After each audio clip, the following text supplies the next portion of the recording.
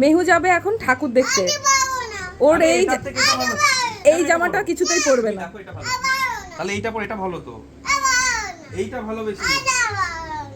আরে হ্যাঁ, এটা বেশি ভালো। কে বলেছে ভালো না? এটা এটা তোকে পরতেই হবে। খাবো বিয়ে ঝগড়া জামা পরা নিয়ে।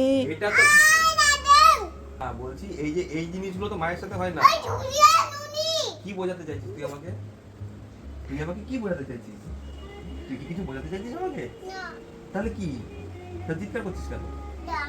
জামা তাহলে এটা পর, এটা তো ভালো। খাবো। কে বলেছে তোকে? তোকে পড়তে বলছি না, রেখে কেন দেবো? তুই আমাকে কি বোঝাতে চাইছিস? বোঝা বাঘাকে পরিয়ে দিতে বলছে।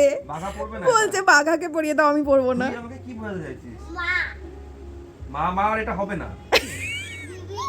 হ্যাঁ বেবি হবে, আয় বেবি পড়বে, আয় আয় এটা পড়বে, এটা পড়বে। তোকে কে বলেছে ভালো না? তো ফেলে দিতে চাইছে দেখো। এটা কে বলেছে ভালো না? আরে তুই যেটা পড়েছিস এটা আচ্ছা ওটা তো ভালো, তুমি যেটা পড়েছো ওটা তো।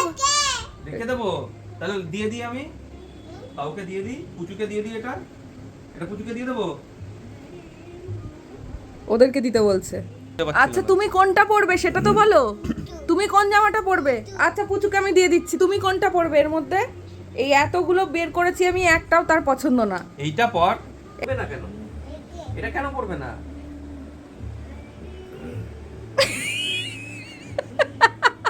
পরবই না ওটা। এটাই পড়বো আমি, তোকে এটাই পড়াবো। হাই ভগবান, কি কি শুরু করলে তোমরা?